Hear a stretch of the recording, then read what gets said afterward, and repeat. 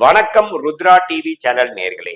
நான் உங்கள் அன்பான சயின்டிபிக் வேதிக் அஸ்ட்ராலஜர் அஸ்ட்ரோ ரெட்டி பேசுகிறேன். நல்லது நினைப்போம், நல்லதே நடக்கும். தொடர்ந்து நம்மளுடைய சேனல்ல வரக்கூடிய வீடியோஸ்லாம் நீங்க பார்த்துட்டு இருப்பீங்க நம்புறேன்.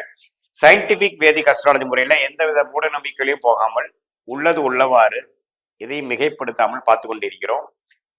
அந்த அடிப்படையில இந்த வீடியோல துலாம் ராசிக்காரர்களுக்கு பிப்ரவரி 2025 எத்தகைய ஒரு மாதமாக இருக்க போகுதுன்னு பார்க்க போறோம். அதுக்கு முன்னாடி ஃபர்ஸ்ட் டைம் நம்மளுடைய சேனலுக்கு வரவங்க மறக்காம சப்ஸ்கிரைப் பட்டன் கிளிக் பண்ணுங்க. ஸோ தட் நம்மளுடைய வீடியோஸ் எல்லாம் உங்களை வந்து அடையும். பிடித்த வீடியோஸை நீங்க ஷேர் பண்ணலாம். இப்போ பார்த்தீங்கன்னா பிப்ரவரி 2025 துலாம் ராசிக்காரர்களுக்கு எப்படி இருக்க போகுதுன்னு பார்க்கும் பொழுது, ஆண்டு கிரகம் என்று சொல்லப்படுகிற குரு, ராகு, கேது, சனி எந்தவித பயிற்சியும் பிப்ரவரி மாதம் 2025 பெற போறது இல்லைங்கிறது நீங்க தெரிஞ்சுக்கணும். மார்ச் எண்டில் சனியும், ஏப்ரல் மாதம், மே மாதம் வந்து ராகு, கேது, குரு பயிற்சி ஆகிறது. பிப்ரவரி மாதம் வந்து எந்த பயிற்சியும் ஆண்டு கிரகம் இல்லை. நீடித்து குரு அஷ்டமத்திலே நீடித்திருக்கிறார். ராகு 6ஆம் இடத்திலும், கேது 12ஆம் இடத்திலும் நீடித்திருக்கிறார். சனி 5ஆம் இடத்துல இருக்கிறார். சனி 5ஆம் இடம்ங்கிறது புத்திரஸ்தானத்துல சனி இருந்து புத்திர விஷயங்கள், குழந்தைகளுக்காக சில விஷயங்கள் செய்யறது, படிக்கிற குழந்தைகளுக்கு செலவு செய்யறது, மேல் படிப்புக்காக பிளான் பண்றது, கல்யாணம் ஆகாத குழந்தைகளுக்கு கல்யாண விஷயத்தை பார்க்கறது, கல்யாணம் ஆகி குழந்தை பிறக்கிறவங்களுக்கு வளகாப்பு, அது மாதிரி விஷயங்கள், ஒரு சீர் பண்றது, அது மாதிரி விஷயங்கள்லாம் ஈடுபடுறதுங்கிற மாதிரி ஒரு மாதிரியான ஒரு 5ஆம் வீட்டு வேலைகள் போய்கொண்டு இருக்கிறது. அது வந்து பிப்ரவரி மாதமும் அவங்களுடைய தசாபுக்திகள் இருக்கும் பட்சத்துல வந்து அது மாதிரி வாய்ப்புகள் நடக்கக்கூடிய அமைப்பு உண்டு. அதே சமயத்துல ராகு 6ஆம் இடத்துல இருந்து இந்த நோய் தன்மையெல்லாம் கொஞ்சம் குறைந்து கொஞ்சம் பிரச்சனை இல்லாம உடல் உபாதைகள் இதுக்கு முன்னாடி இருந்ததோட கொஞ்சம் கண்ட்ரோலா இருக்கக்கூடிய அமைப்புகள் நீடித்து இருக்குது.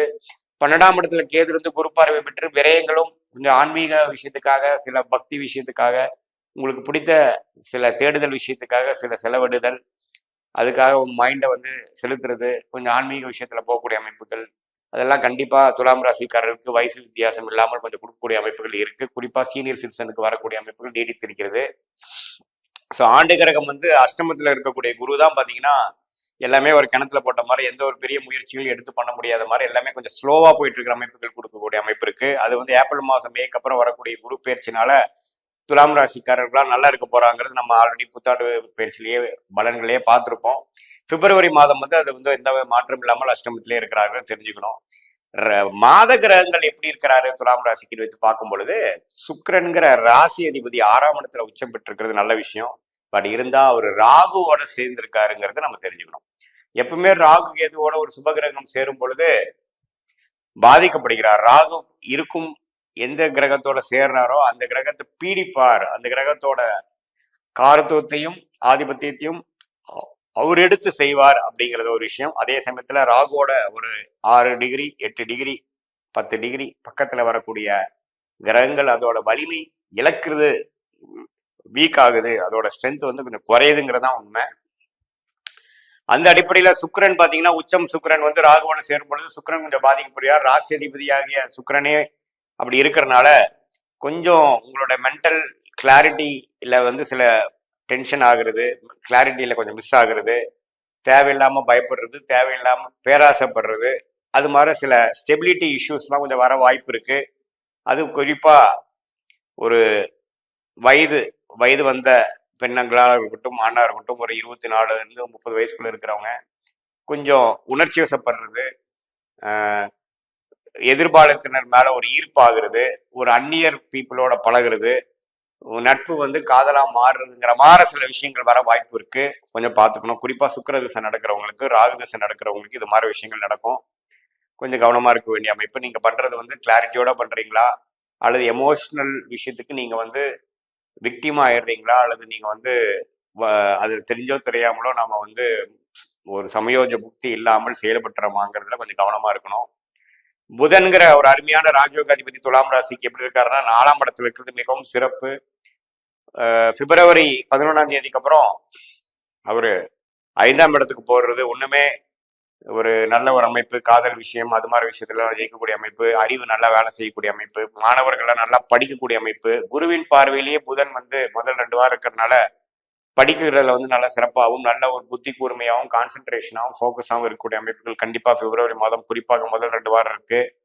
அதுக்கப்புறமும் கொஞ்சம் தப்பு இல்லை. ஏன்னா நட்பு வீட்டுல புதன் இருக்கிறது எப்பவுமே துலாம் ராசிக்கு புதன் இருக்கிறது நல்லது. ஸோ சூரியன் பார்த்தீங்கன்னா பிப்ரவரி 13ஆம் தேதி 3வது வாரத்திலிருந்து மாசி மாதம் ஆரம்பிக்கும் பொழுது அவர் வந்து 5ஆம் வீட்டுக்கு போய் 11ஆம் வீட்டு கனெக்ட் ஆகிறது, சில லாபங்கள் தந்தையார் மூலமாக சில லாபங்கள், ஒரு பிடிச்ச விஷயத்துல செஞ்சு மகிழ்ச்சி அடைகிறது, கவர்மெண்ட் விஷயங்கள், ரெகக்னேஷன் விஷயங்கள், விசா அது மாதிரி விஷயங்கள் எதிர்பார்க்கறது, கவர்மெண்ட் அங்கீகாரம் பெறக்கூடிய அமைப்புகள்லாம் கொஞ்சம் பாசிட்டிவா வர்றது, ஒரு கவர்மெண்ட் ஜாப் வெயிட் பண்றவங்களுக்கு ஒரு ஜாப் கிடைக்கிறது, ப்ரொமோஷன் எதிர்பார்க்கறவங்களுக்கு ஒரு ப்ரொமோஷன் கிடைக்கிறது, அது மாதிரி ஒரு நல்ல பலன்கள்லாம் கொடுக்கக்கூடிய அமைப்பு பிப்ரவரி 13ஆம் தேதிக்கு மேல சூரியன் வந்து 5ஆம் இடத்துக்கு போகக்கூடிய அமைப்பு கண்டிப்பாக கொடுக்குதுன்னு நம்ம தெரிஞ்சுக்கணும். பட் என்னன்னா சூரியன் புதன் வந்து 5ஆம் இடத்துக்கு போகும்போது சனியோட சேருவாங்க. ஸோ சனியோட சேரும் பொழுது சூரியன் வந்து டிஸ்டர்ப் ஆவார்.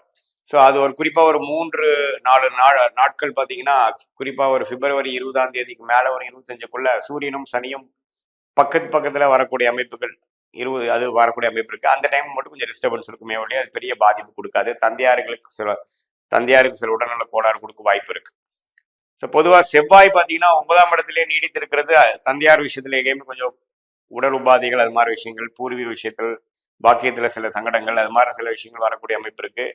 பொதுவா ராசி அதிபதியே உச்சம் பெறுவது நல்ல விஷயம். ராகுவோட சேர்றதுனால கொஞ்சம் எமோஷனலாகவும் ஒரு ஒரு ஒரு எந்தூலையோ ஒரு ஒரு ஆர்வத்திலேயோ சில விஷயங்கள் செய்யக்கூடிய அமைப்புகள் உண்டு. கோவப்படக்கூடிய அமைப்பு இருக்கு, இரிட்டேட் ஆகக்கூடிய அமைப்பு இருக்கு. கொஞ்சம் நீங்க மெடிடேஷன் அது மாதிரி விஷயங்கள் பண்ணி நம்ம வந்து திங்க் பண்றது கரெக்டாக தான் திங்க் பண்றோமா, அல்லது கொஞ்சம் மனசுல வர எழுதக்கூடிய ஒரு கிளர்ச்சிக்கு வந்து நம்ம இடம் கொடுத்துட்றோமாங்கிறது கொஞ்சம் கவனமா இருக்கணும். குறிப்பா இள வயதினர் வந்து கொஞ்சம் புத்திய காம்ப்ரமைஸ் பண்ணிட்டு மனசு சொல்ற விஷயத்துக்கு போகக்கூடிய அமைப்புகள் உண்டு. அது சம்டைம்ஸ் ஃபியூச்சர்ல அது தேவையில்லாம நான் பண்ணிட்டோம் அப்படிங்கிற ஒரு விஷயத்தையும் கொடுக்கக்கூடிய வாய்ப்புகள் உண்டு. அதனால கொஞ்சம் கவனமாக, குறிப்பா அடுத்த கடந்த மீன் 3வது 4வது வாரம் செகண்ட் ஹாஃப் ஆஃப் பிப்ரவரி மாதம் இருக்கணுங்கிறது நான் கேட்டுக்கிறேன் துலாம் ராசிக்காரர்கள். மற்றபடி பார்த்தீங்கன்னா ஓரளவுக்கு வெளிநாடு போகக்கூடிய விஷயங்கள், சுப முதலீடு பண்றது, ஷேர் மார்க்கெட் அதெல்லாம் கொஞ்சம் ஓரளவுக்கு பாசிட்டிவா தான் இருக்கும். ஆனால் 8ஆம் இடத்திலே குரு அஷ்டமத்தில் இருக்கிறது நல்ல ஒரு விஷயம்தான். சுப செலவுகள் ஆயிட்டு இருக்கும். கொஞ்சம் நார்மலா ஆகிற செலவோட இந்த ஒரு வருஷமே செலவு அதிகமாயிட்டு இருக்கிறது தான் துலாம் ராசிக்காருக்கு ஒரு நிதர்சன உண்மை. ஏன்னா குருவே 12ஆம் இடத்துக்கு கனெக்ட் ஆயிருக்கார். ஸோ செலவுகள் எந்த அளவுக்கு வருமானம் வருதோ அந்த அளவுக்கு செலவுகளும் இருக்குங்கிறத நீங்க தெரிஞ்சுக்கணும். மற்றபடி பார்த்தீங்கன்னா நல்லா ஒரு அளவுக்கு உத்வேகத்தோட எல்லாமே கொஞ்சம் செஞ்சு ஒரு சுப விஷயங்கள் வந்து நீங்க பிளான் பண்ணி அதுக்காக சில செலவிடுதல் பண்றது அது மாதிரி சில விஷயங்கள்லாம் நடக்கக்கூடிய அமைப்புகள் கண்டிப்பாக உண்டு. குழந்தைகளுக்காக சில மெனக்கெடுதல், குழந்தைகளுக்கு நீங்க அவங்கள டெவலப் பண்றதுக்காக அவங்க விஷயத்துக்காக சில ஃபோக்கஸும் சில எனர்ஜியும் டைமும் ஸ்பெண்ட் பண்ண வேண்டிய விஷயங்கள் கண்டிப்பாக உண்டு. ஸோ பொதுவாக பார்க்கும் பொழுது இது ஒரு நல்ல ஒரு மாதமாக பிப்ரவரி மாதம் 2025 துலாம் ராசிக்காரர்கள் இருக்கிறான்னு தெரிஞ்சுக்கணும். இது பொதுவான பலன்களை தவிர உங்களுடைய ஜென்ம ஜாதகத்துல எப்படி போயிட்டு இருக்கு, தசாபுக்திகள் எப்படி போயிட்டு இருக்கு, லக்னம் என்ன லக்னத்துல பிறந்திருக்கீங்க, தசநாதன் புக்திநாதன் கோச்சாரத்தில் எப்படி இருக்கிறார், இதெல்லாம் சேர்த்து பார்க்கும் பொழுது ஒரு துல்லியமான பலன்கள் லாங் டேர்ம் ஷார்ட் டேர்ம் அப்படிங்கிற விஷயத்த நம்ம எடுத்துடலாம். அதை வைத்து நம்ம வந்து முடிவெடுத்துடலாங்கிறது தான் வந்து உண்மை. இது ஒரு பொதுவான பலன்களை நீங்க தெரிஞ்சுக்கணும். மீண்டும் மற்றொரு காணொலியில் சந்திப்போம். நன்றி, வணக்கம்.